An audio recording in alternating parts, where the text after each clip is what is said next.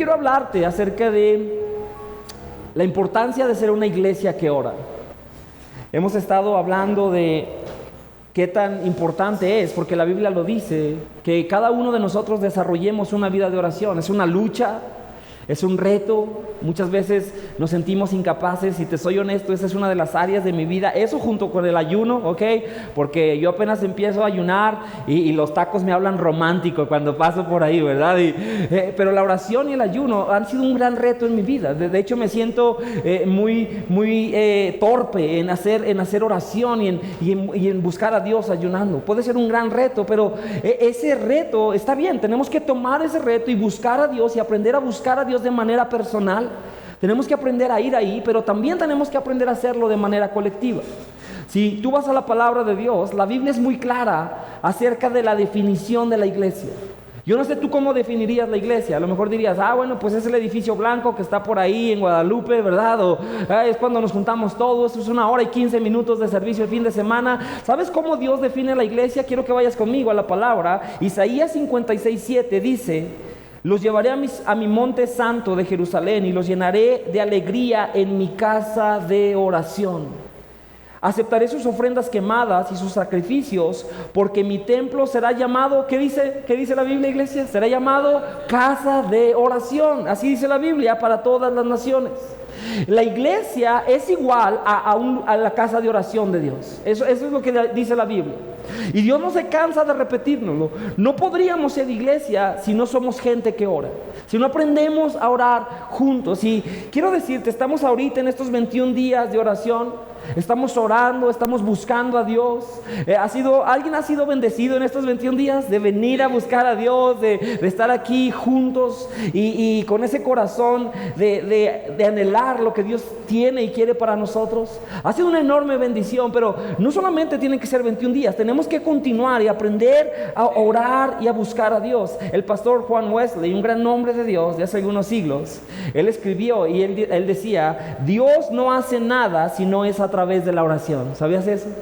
Dios no hace nada si no es a través de la oración. Muchas veces somos cristianos que conocemos las promesas de Dios, sabemos lo que Dios dice, queremos lo que Dios dice, pero no estamos orando, no estamos pidiéndolo en oración. Y quiero decirte algo: si tú vas y tomas la palabra de Dios y la ves desde el principio hasta el final, todos los hombres y mujeres de Dios que aparecen en este libro, todos sin excepción, ¿sabes cómo recibieron las victorias, las revelaciones, las bendiciones y las promesas de Dios? Todos sin excepción oraron, buscando a Dios en oración. No hay ninguno, no puedes ver ninguno, ni nuestro Señor Jesucristo. Él mismo, si tú vas a la Biblia, te vas a dar cuenta que Él tenía una vida de oración. Es verdad, nada va a suceder si no es en respuesta a una oración.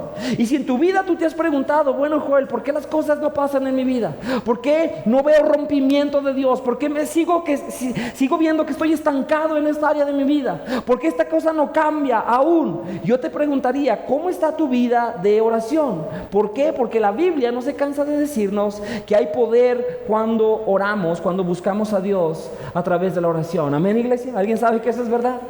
Es verdad, eso dice la Biblia. Y el día de hoy, esta historia que encontramos en Hechos capítulo 12 es una historia muy interesante, porque, para ponerte en contexto, la iglesia, Jesucristo acaba de encomendar a su iglesia y tiene apenas poco tiempo, y ellos están predicando y están compartiendo la palabra de Dios. Pero dice la Biblia que Herodes Agripa, en la Biblia hay varios Herodes, ¿ok?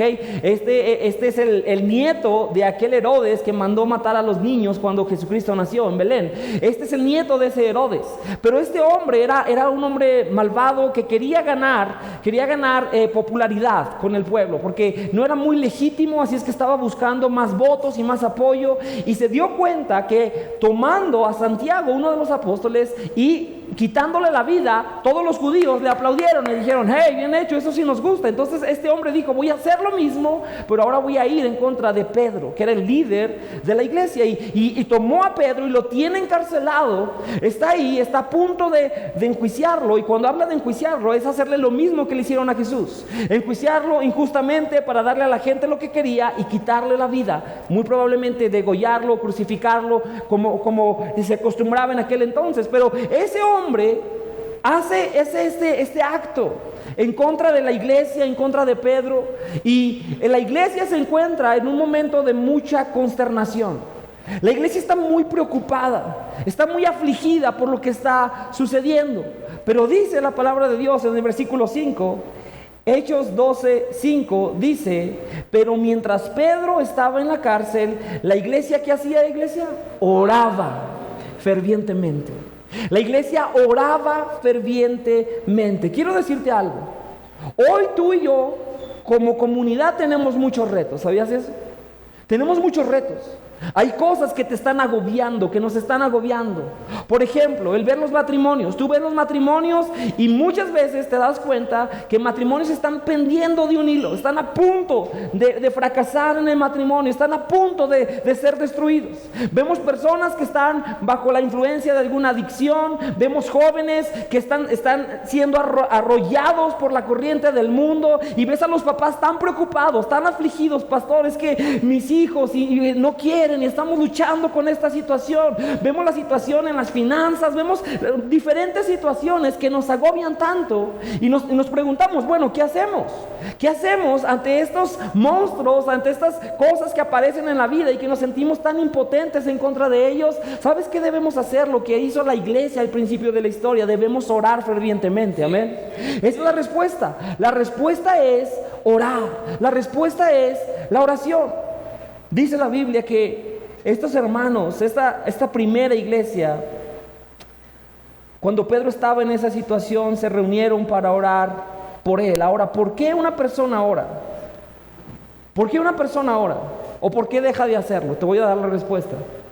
¿Sabes por qué se pusieron a orar? Se pusieron a orar porque ellos sabían que había poder en la oración. Ellos sabían que había poder. Esto parece nosotros indefensos, sin recursos, sin capacidad, sin fuerza, en contra del rey que tiene todos los recursos, toda la capacidad, toda la fuerza. Pero cuando oramos, el poder de Dios se mueve a favor de nosotros, amén. Ellos estaban convencidos que en la oración hay poder. Y quiero decirte por qué esto es importante. Porque si tú no crees que funciona, entonces no vas a orar. Si no crees que funciona, no lo vas a hacer. Si creyeras que cuando doblas tus rodillas, cuando buscas a Dios, cuando oramos fervientemente, si tú creyeras, no, yo sé que el cielo se comienza a mover a mi favor. Yo sé que la mano de Dios, el poder de Dios se levanta contra todo aquello que me tiene atemorizado, que me tiene estresado, que me tiene preocupado. Yo sé que el poder de Dios se mueve. Cuando yo oro, oraríamos más. ¿Sabías eso? Oraríamos más. De hecho, eso dice la palabra de Dios. Por nada estén afanosos. Cuando te empiezas a sentir lleno de afán, cuando te empiezas a sentir lleno de preocupación, cuando la esperanza se te va, dice la Biblia, no, esa no es la condición de un cristiano. Un cristiano, cuando se siente así, se tiene que levantar y orar, amén. Dice, en cambio, sean conocidas sus peticiones delante de Dios. Levántate y ora. ¿Qué tanta convicción tienes de que cuando oras, el poder de Dios se mueve a tu favor? ¿Qué tanta convicción tienes de que cuando oras, Dios está respondiendo desde el cielo? La iglesia sabía que había poder en la oración. Quiero decirte que hay un gran reto en nuestra cultura cristiana. Mi papá, hay frases de papá que nunca se te olvidan, ¿verdad? Pero una de las frases que él decía, que a mí me impactó mucho, él siempre me decía, y créemelo, me tardó muchos años en entenderlo, ¿ok? Me la sé, pero no lo apliqué toda mi vida. Él decía, Joel, en el mundo todo es espiritual. Dice, todo es espiritual. Lo espiritual es más real que lo natural. Lo espiritual es más real que lo que tú estás viendo, ¿sí? Lo espiritual es más real que ese diagnóstico médico. Lo espiritual es más real que ese problema de matrimonio. Lo espiritual es más real que ese hijo rebelde. Lo espiritual es más real que todo eso, iglesia. Pero ¿sabes cuál es el problema? Que muchas veces queremos encontrar soluciones espirituales con recursos naturales. Como cristianos muchas veces se nos olvida y andamos haciendo todo lo que podemos hacer y nos desgastamos y nos cansamos y nos frustramos porque ya no pude, pastor, es que ya fui con un psicólogo y con otro psicólogo y es que mire, y hasta ya tenemos este medicamento y pastor, y andamos ahogándonos en todo lo natural cuando no nos damos cuenta que la respuesta que necesitamos es espiritual, amén. Necesitamos una respuesta espiritual. Y si te preguntas, ¿por qué las cosas no cambian? Yo te pregunto, ¿estás buscando en el Espíritu la respuesta? ¿O solamente has estado intentando con lo natural? Esa es la razón por la cual tenemos que orar, iglesia. Tenemos que orar, porque hay cosas que solamente, hay batallas que solamente se libran en el mundo espiritual. Esta iglesia, la iglesia primitiva, creían que la oración era sobrenatural. Creían que había un poder sobrenatural de Dios cuando se reunían a orar frente a cualquier circunstancia. ¿Tú y yo creemos lo mismo? En realidad creemos que hay poder cuando nos reunimos a orar. Alguien diga amén. ¿Alguien lo cree? Claro que lo creemos. Es la manera que Dios nos enseñó. Tenemos que buscar a Dios de esta forma. Estaba recordando, y muchas veces cuando oro traigo este verso a mi mente. En Daniel capítulo 10 dice la Biblia, en Daniel, de hecho esa es la base por la cual oramos 21 días, ¿ok? Porque Daniel, dice la Biblia, que oró y ayunó delante de Dios 21 días. Fueron 21 días de estar buscando una respuesta del cielo, estar clamando a Dios por lo que Él había prometido para su pueblo. Y estaba orando 21 días. Y después de los 21 días viene un ángel de Dios y le dice: Daniel, desde el primer día que levantaste oración, desde el primer día la respuesta salió del cielo, Daniel. Dios te escuchó y la respuesta vino. Y después le explica y le dice: pero me he tardado 21 días porque me enfrenté al príncipe de Persia en lo espiritual. Está hablando de potestades espirituales. Hubo una oposición en el espíritu que me impedía llegar aquí con la respuesta que tú estabas pidiendo. ¿Te das cuenta de eso? Cuando yo oro, ¿sabes qué? Le digo: Dios, yo no sé cuándo va a llegar, yo no sé qué batallas tú vas a librar en lo espiritual, que los ángeles de Dios están librando en lo espiritual, pero sé que desde el primer día que oro, el cielo se mueve a nuestro favor. ¿Cuántos dicen amén a eso? Amén. Tú tienes que creerlo en tu corazón, porque si no lo crees, no lo vas a hacer. Si no lo crees, no lo vas a hacer, pero si lo crees, entonces vas a tener un corazón para orar, para buscar a Dios. La Biblia nos habla en Santiago 5:16, dice: la oración ferviente, la segunda parte del verso, dice: la oración ferviente de una persona justa tiene mucho poder y da resultados maravillosos. Amén, iglesia. Cuando tú y yo oramos de manera ferviente, debemos entender que eso produce resultados en el espíritu. Ellos creían que la oración era sobrenatural. No era solamente reunirse a decir palabras, no. Cuando oramos, algo se está moviendo en el espíritu. Algo está cambiando en el espíritu. Y tú y yo debemos tener esa misma convicción. ¿Sabes qué es orar? Orar es ponerte de acuerdo con Dios para lo que Él quiere hacer en tu vida. ¿Ok? Orar es ponerte de acuerdo con Dios para lo que Él quiere hacer en tu vida. Hay muchas personas que dicen: bueno, Joel, si Dios dice que me quiere bendecir, que me quiere dar la victoria, que quiere hacer este milagro en mi vida, ¿por qué no sucede? Porque necesita Dios necesita, escucha esto, ¿ok?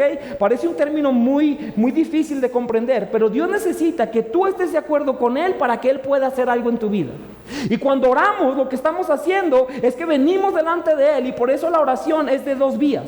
No solamente eres tú repitiéndole cosas a Dios, es escuchando lo que Dios ha dicho de ti y respondiéndole y decirle: Señor, si aquí dice que yo y mi casa serviremos al Señor, yo creo esta palabra y me pongo de acuerdo contigo y te pido que hagas lo que tú has declarado que vas a hacer. Amén. Eso es orar, es ponerte de acuerdo con el cielo. El reto es que muchos cristianos y muchas personas se ponen más de acuerdo con sus circunstancias o con las mentiras del diablo que con Dios. Se ponen más de acuerdo con eso. ¿Sí? ¿Has escuchado cristianos que dicen: no, pastor, es que mi diabetes, ¿verdad? No es su diabetes, eso no es la voluntad de Dios. La voluntad de Dios es que sea sano, amén. Pero están adoptándolo. No, pastor, es que mi ansiedad en la noche no me deja dormir. No es su ansiedad. Declare la verdad de Dios sobre su vida, amén. No declares, no te pongas de acuerdo con el mundo. Ponte de acuerdo con lo que Dios dice, porque ahí es donde vas a ver la manifestación y vas a ver a Dios moverse en tu vida. Dios no se puede mover en tu vida, iglesia, en tu vida personal, si tú no te pones de acuerdo con Él. Es más, te reto, ve a la Biblia. No vas a encontrar nada en la Biblia que Dios haya hecho sin que primero una persona se haya tenido que poner de acuerdo con Él. ¿Cómo trajo Dios a su hijo? Necesitó a una jovencita llamada María, ¿cierto? Que le dijo: este es el plan, este es el propósito, María. Quiero traer al Salvador del mundo. ¿Y qué dijo? Heme aquí, Señor, aquí estoy. Que se haga tu voluntad. Cuando Moisés se paró frente al Mar Rojo, ¿Qué hizo Dios? ¿Dios abrió el mar rojo así nada más? No. Le dijo, Moisés, párate frente al mar rojo, toma tu vara y extiéndela. Ponte de acuerdo conmigo, porque yo quiero liberar al pueblo, a mi pueblo de una vez por todas, pero necesito a alguien que se ponga de acuerdo conmigo, alguien que crea en mí, en lo que estoy haciendo en este momento. ¿Y qué dijo Moisés? Sí, Señor. Y él se paró y levantó la vara, y Dios vino e hizo lo sobrenatural cuando alguien, un ser humano, estuvo dispuesto a ponerse de acuerdo con él. Y lo mismo pasa en tu vida y en mi vida. Si tú y yo no nos ponemos de acuerdo con Dios para lo que Él quiere hacer, no va a pasar. No va a pasar. Y de verdad, te invito a que lo analices. Nada Dios ha hecho en la tierra si no es a través de una persona que se ponga de acuerdo con Él. Por eso es que oramos, iglesia. Por eso es que oramos y le decimos, Señor, haz tu voluntad. Haz tu voluntad. ¿Qué quieres hacer en este momento? ¿Qué quieres hacer en mi vida? ¿Qué quieres hacer? Tenemos que dejar las mentiras a un lado y comenzar a creer lo que Dios dice y ponernos de acuerdo con Él. ¿Qué mentiras has estado creyendo? Quítala en el nombre de Jesús. Quítala y comienza a ponerte de acuerdo con Dios. Ahora, ¿qué sucede cuando oramos de esta manera? Quiero decirte qué sucede. Mira la siguiente parte de la historia. Cuando somos una iglesia que ora, y estoy hablando de orar como iglesia, ¿ok? Hay una dimensión, tú debes aprender, la Biblia nos enseña que cuando oremos debemos ir a nuestro lugar secreto. Eso nos enseñó Jesucristo, ¿verdad? En Lucas capítulo 11, Mateo capítulo 5, dice, ve al lugar secreto, ¿sí? Y ahí en lo secreto pide a Dios. Y el Padre que ve en lo secreto te va a recompensar en público. Tienes que aprender a orar a tú solo, en lo secreto. Pero también debemos aprender a orar como iglesia. Debemos aprender a orar como iglesia. ¿Por qué? Porque Jesucristo afirmó lo que acabamos de leer en Isaías. Él dijo también, mi casa será llamada casa de oración. Hay un poder cuando nos reunimos de forma colectiva a orar. Y esta iglesia comenzó a orar. Y mira lo que dice Hechos 12, verso 5 otra vez en adelante. Mira cómo fue la respuesta de Dios para ellos. Dice, pero mientras Pedro estaba en la cárcel, la iglesia oraba fervientemente por él. Y la noche antes de ser sometido a juicio, Pedro dormía sujetado con 2 cadenas entre 2 soldados. Otros hacían guardia junto a la puerta de la prisión. Y de repente una luz intensa iluminó la celda y un ángel del Señor se puso frente a Pedro. Y el ángel lo golpeó en el costado para despertarlo y le dijo, rápido, levántate. ¿Cuántos dormilones hay aquí? ¿Alguien tiene sueño de piedra? ¿Ok? ¿Te ha pasado? A mí me pasó la otra vez y dije, Señor, líbrame. No quiero hacerme viejo tan rápido que estaba quedándome dormido y escuché mis propios ronquidos. ¿A alguien le ha pasado eso? Sí, que está... Dice, espérame, ¿verdad? Y dice, no, ¿cierto? Y me dice Magos, Joel, estás roncando y todavía ni te duermes, ¿verdad? Y le digo, hey, aquí estoy. Pedro era un dormilón, ¿ok?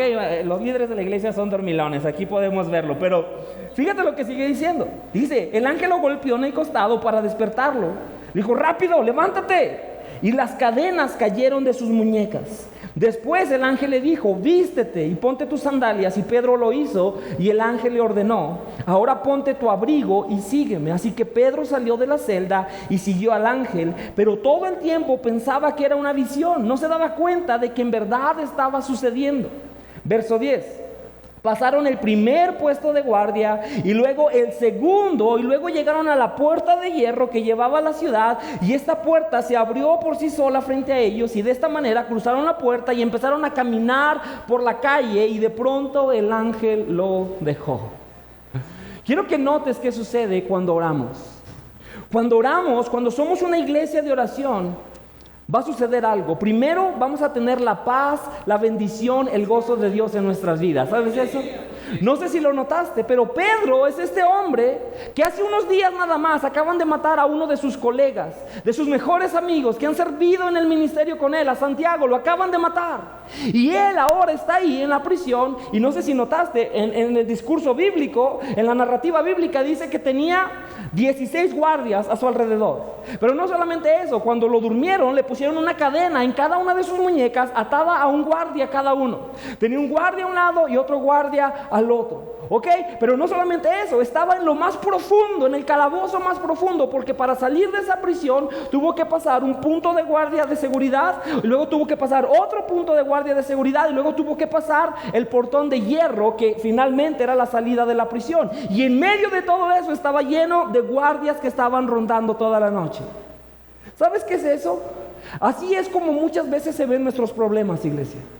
Ponte a pensar. Hay gente que está tan agobiada que dice, ay no, pastor, es que no sabes, es que no solamente es el matrimonio, son las finanzas y es la familia y hasta el perro le dio diarrea, ¿verdad? Y traemos todas las cosas, muchas cosas, y dices, no, es que mi problema es tan grande, es que hay muchos niveles, muchas capas en este problema, es la familia, es esto, es mi hijo, es aquello, es todo lo que está pasando, es demasiado para mí.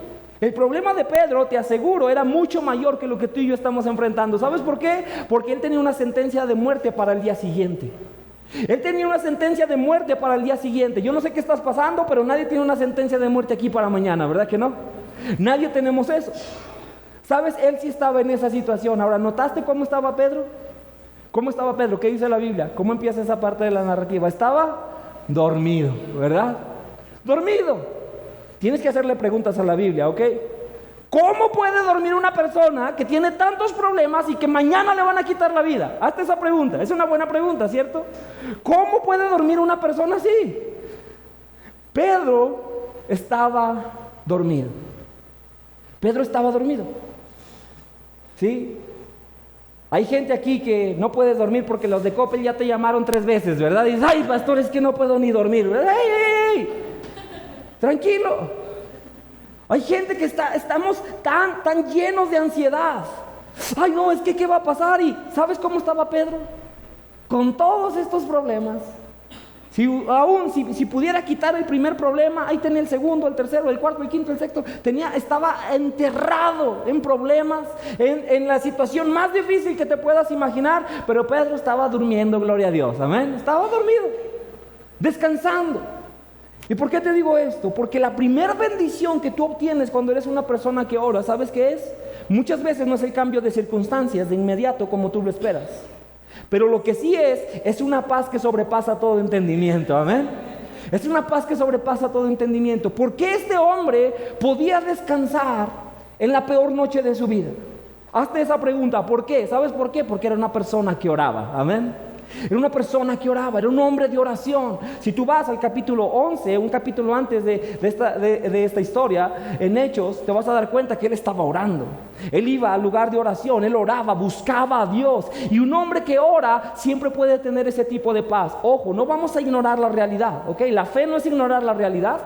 No, la fe no es eso, pero la fe es decidir, no voy a poner mi paz ni mi esperanza en lo que las circunstancias dicen, voy a creer lo que Dios me ha dicho, amén. Voy a creer lo que sé de Dios. ¿Sabes qué sabía Pedro? Que él había visto a su Señor, que había ido a la tumba y había resucitado. Y yo creo que Pedro decía, hey, mi Dios es tan poderoso, yo lo vi, yo vi a mi Señor Jesús que entró a la tumba y resucitó. Si mañana me quitan la vida y si es la voluntad de Dios, Dios me va a levantar otra vez, amén. Pedro sabía, tenía una confianza plena en Dios. Una confianza plena en Dios, porque eso sucede cuando estamos orando, iglesia. Esa es la primer bendición. Si te preguntas, ¿por qué hay una epidemia de ansiedad y depresión? Porque es un montón de gente afuera de las iglesias y adentro de las iglesias también, que estamos confiando más en todo lo que el diablo y las circunstancias nos dicen que confiar en Dios. Tú y yo podemos y debemos confiar en Dios. Estaba recordando una historia. Mi papá es pastor y en el año 2000 estuvo en un entrenamiento de pastores en Panamá. Estuvo varios meses allá. Y el pastor que hacía ese entrenamiento, él había sido un ex militar coreano, de Corea del Sur, por supuesto, y él estaba entrenando pastores.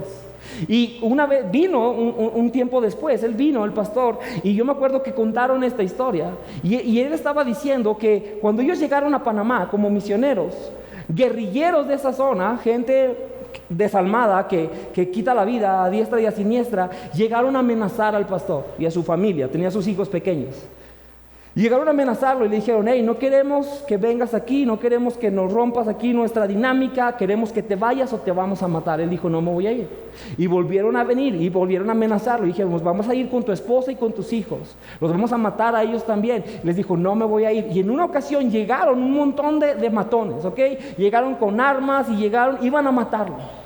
Y lo tomaron y lo agarraron a él y se lo llevan a un lado. Y dice que su esposa se quedó con sus 2 hijos. Y ella dice que se inclinó y se puso a orar. Se puso a orar. Y a aquel lo amenazaron, le dijeron: es la última, o te vas o aquí se acabó todo. Y él dijo: no me voy a ir. Y después, por la gracia de Dios, Dios hizo una obra ahí, porque lo hubieran matado si fuera cualquier otra persona. Esta gente se va. Y después su esposa, él viene con su esposa y le dice: mi amor, gracias por estar orando por mí. Yo sabía que tú estabas orando por mí. Y le dice: sí. Le dice: ¿y sabes qué estaba orando? Y dice: ¿qué estabas orando? Que no te echaras para atrás. Estaba orando que siguieras adelante. Estabas orando que no desistieras. Estaba orando para que tú permanecieras firme en lo que Dios te ha dado. ¿Sabes cómo se logra eso, iglesia? Eso se logra cuando somos gente de oración. Se logra cuando somos gente de oración. Debemos ser personas que oran. Pedro estaba dormido. ¿Por qué? Porque él sabía que Dios estaba en control. Cuando oras, eso es lo que sucede. Yo no sé cuál es tu situación, pero créemelo, todos tenemos situaciones. Todos tenemos situaciones. Pero cuando oramos nos ponemos de acuerdo con Dios y declaramos lo que sabemos que es verdad. Tú estás tan preocupado por el mañana, cuando sabes que Dios ya está en el mañana. ¿Sabías eso? Dios ya está en el mañana. Dios ya está en el futuro. Él es el alfa y el omega. Él conoce el final desde el principio, dice la Biblia. Y tú y yo, si en verdad creemos lo que dice la palabra de Dios, ¿sabes qué podemos hacer? Señor, yo no sé qué hay mañana, pero sé que tú ya estás ahí. ¿Amén? Sí. Sé que tú ya estás ahí. Y sé que todo está en control. Y sé que tú vas a hacer lo que tú has prometido que vas a hacer. ¿Cómo terminó la historia? ¿Y cómo puede terminar nuestra historia también, iglesia? Hechos 12, verso 11, la última parte que vamos a leer juntos esta mañana. Dice: finalmente Pedro volvió en sí. Dijo: de veras es cierto. El ángel lo sacó de la cárcel, caminó unas cuadras y dijo: órale, campeón, échale ganas, ¿verdad? Ya te sacamos. Pedro volvió en sí y el Señor envió a su ángel y dijo: el Señor envió a su ángel y me salvó de Herodes y de lo que los líderes judíos tenían pensado hacerme. Y cuando se dio cuenta de esto, fue a la casa de María, la madre de Juan Marcos, donde muchos se habían reunido para, ¿qué estaban haciendo otra vez? Orar. La gente estaba orando, con una oración ferviente delante de Dios, y tocó a la entrada de la puerta, y una sirviente llamada Rode fue a abrir. Y cuando ella reconoció la voz de Pedro, se alegró tanto, que en lugar de abrir la puerta, corrió hacia adentro y le dijo a todos: Pedro está en la puerta, Pedro ya llegó. Pero dice el versículo 15... ¿Qué le dijeron los hermanos que estaban orando? Estás loca, le dijeron. No, estás loca, eso no puede ser. Pedro está refundido en lo más profundo de la cárcel. Allá está Pedro, está loca. Pero como ella insistía, llegaron a la conclusión: debe ser su ángel. En aquella cultura se creía que cuando una persona moría, ¿sí?, su ángel andaba por ahí vagando, su espíritu, el espíritu de esa persona. Y ellos dijeron: no puede ser Pedro. Debe ser su ángel. Si escuchaste algo, fue su ángel, ¿ok? ¿Qué te dice esto? No creían que estaban recibiendo la respuesta a la oración que estaban haciendo. ¿Notas eso? Y me gusta eso. ¿Sabes por qué? Porque eso demuestra que son tan humanos como tú y como yo. Eran tan humanos como nosotros. Mientras tanto, Pedro seguía tocando. Y cuando por fin abrieron la puerta y lo vieron, quedaron asombrados. Quiero que notes esa palabra. Quedaron asombrados. Él les hizo señas para que se callaran y les contó cómo el Señor lo había sacado de la cárcel. ¿Sabes qué va a pasar, iglesia, cuando comencemos a orar? Nos vamos a quedar asombrados. Te vas a quedar asombrado, no lo vas a poder creer. Ellos no podían creer lo que estaba pasando.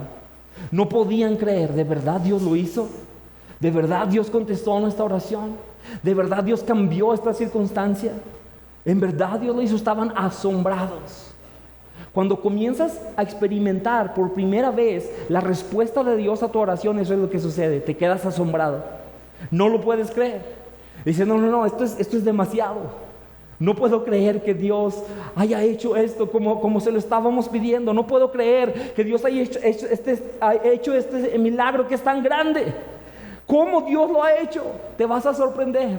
Pero eso solamente es al principio. Porque después ese asombro se convierte en una fuerza y en una fe. Y te levantas y oras y dices, voy a orar y buscar a Dios porque yo sé que Él siempre responde, amén. Porque yo sé que Él siempre responde. Y el día de hoy yo estoy aquí como una persona que ha sido asombrada por Dios. Te lo digo de verdad, con todo mi corazón. Yo he sido asombrado por Dios. Hay áreas en mi vida donde digo, Dios, no hay forma de que esto hubiera pasado si no hubiera sido tú. No hay forma de que esta puerta se hubiera abierto. No hay forma de que esta batalla se hubiera ganado. No hay forma de que esta bendición hubiera sucedido si no hubiera sido por ti. ¿Sabes una cosa? En noviembre de 2022, mi mamá estaba entrando a una cirugía al hospital aquí en Zacatecas. Y cuando terminó la cirugía, el doctor que hizo la cirugía simplemente abrió, quitó lo que pudo quitar, cerró y vino con nosotros después de la cirugía y dijo, es una metástasis. Dice, no podemos hacer nada por ella. No pudimos quitar el tumor principal. Está ahí. Dice, la verdad, el panorama es muy difícil. No sabemos siquiera si le podemos dar una radioterapia, una quimioterapia. No sabemos si eso puede pasar. Y después estuvimos días y meses en el hospital y muchos de ustedes estuvieron cargándonos en oración. Tiempo después, los mismos doctores, los oncólogos, los cirujanos ahí llegaron y nos dijeron, hey, no hay nada que hacer. El porcentaje de vida de la señora es mínimo, mejor llévenla a su casa. Llévenla a su casa. En otras palabras, despídanse. Esto ya se acabó. Ya se acabó. No hay más. Y te digo una cosa, yo le preguntaba a mi papá, y le decía, papá, ¿por qué? ¿Por qué mi mamá desde los 15 años ha servido a Dios? ¿Por qué? Y me decía, Joel, no sé. Dice, no sé, pero sé que Dios quiere enseñarnos algo que no hemos aprendido antes, y Dios va a usar esto para bien.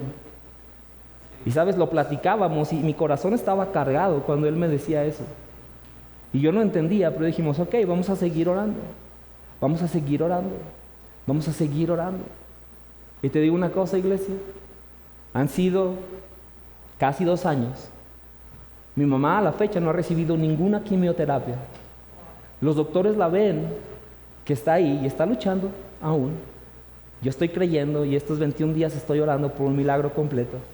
Y les pido que oren conmigo. Unámonos en oración, y no solamente por nosotros, por todos nosotros. Hace unas semanas, mi papá me dice, Joel, tu mamá cree que ya está lista para predicar en la iglesia otra vez. Dice, cree que ya está lista.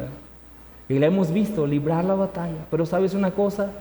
Cuando yo veo esa historia, yo digo, Dios, yo había escuchado que tú hacías ese tipo de cosas, pero ahora veo que tú lo estás haciendo por nosotros, amén. Veo que tú lo estás haciendo por nosotros. Dios te va a sorprender. Dios te va a sorprender. Va a llegar un punto en tu vida donde vas a decir, no puedo creer lo que Dios está haciendo. No puedo creer lo que Dios ha hecho. Pero eso va a fortalecer tu fe y es por eso que oramos, iglesia. Somos gente de oración. Somos gente de oración porque cuando oramos reconocemos que necesitamos a Dios, que dependemos de Dios. Y yo te pido, levántate. Ven, estamos orando, ven a orar, ven a orar. Te lo digo de esta manera, si hiciéramos todas las cosas pero no orásemos, estamos perdidos. Pero si solamente orásemos y fuese lo mejor que hiciéramos en esta iglesia y todo lo demás estuviéramos todavía aprendiendo lo que lo estamos haciendo así, ¿sabes una cosa? Eso va a provocar que el poder de Dios se mueva a nuestro favor. ¿Cuántos saben que eso es verdad? Amén. Vamos a ver el poder de Dios. Mi último verso es Mateo capítulo 18, verso 19. Jesucristo está hablando y dice, también les digo lo siguiente, si 2 de ustedes se ponen de acuerdo aquí en la tierra con respecto a cualquier cosa que pidan, mi Padre que está en el cielo lo hará, amén. Si 2 se ponen de acuerdo, eso hacemos cuando oramos juntos, nos estamos poniendo de acuerdo. ¿Sabes que hay más poder? Hay más poder cuando oramos juntos que cuando oramos separados, ¿ok? Y cada uno tiene su mérito. Pero si la Biblia dice, si 2 se ponen de acuerdo, hay poder en estar de acuerdo. Hay poder cuando nos reunimos como iglesia para clamar por los matrimonios. Hay más poder ahí que cuando tú oras solo por tu matrimonio. ¿Y debes orar solo por tu matrimonio? Claro que sí, todo el tiempo, todos los días, ¿ok? Tenemos que tener una relación personal, íntima con Dios, en el lugar secreto. Pero aquí Jesucristo también dice, hey, pero no es lo único. Es importante que estés en tu lugar secreto, pero tienes que estar de acuerdo con otros en oración. Hay poder cuando nos levantamos para orar por nuestros hijos, amén. Hay poder cuando nos levantamos, cuando juntos clamamos a Dios, cuando tenemos un corazón ferviente para creer y declarar las promesas de Dios, para que Dios siga bendiciendo, librando a la siguiente generación. Hay poder cuando clamamos por sabiduría, cuando clamamos por libertad, que Dios rompa cadenas, que la luz de Dios siga brillando en cada familia, en cada corazón, amén. Hay poder cuando lo hacemos y tenemos que levantarnos. Y yo te quiero animar, la próxima vez que escuches, este fin de semana, esta semana, estamos orando aquí, estamos orando en este lugar. No sabes qué bendición tan grande es. He estado aquí a las 6 de la mañana con mucha gente. Y mira, no te estoy diciendo esto porque necesitamos más gente aquí. No, tú lo necesitas. Tú lo necesitas. Tú lo necesitas, yo lo necesito. He estado orando aquí a las 6 de la mañana, abro mis ojos, volteo y ¿sabes qué? Veo a los jóvenes que están buscando a Dios, que están orando. A todos los jóvenes, ok, los que tienen 15 y los que tienen 70 también, amén. ¿Dónde están mis jóvenes de 70? Digan amén, gloria a Dios, ok. Estamos aquí buscando a Dios. Pero veo a los más jóvenes y le digo, Dios, gracias. Gracias, porque tú has prometido que la oración ferviente tiene mucho poder. Que cuando nos ponemos de acuerdo para algo aquí en la tierra, tú lo haces en el cielo. Y aquí estamos, Señor, y vamos a seguir clamando, vamos a seguir pidiendo. Seamos una iglesia de oración.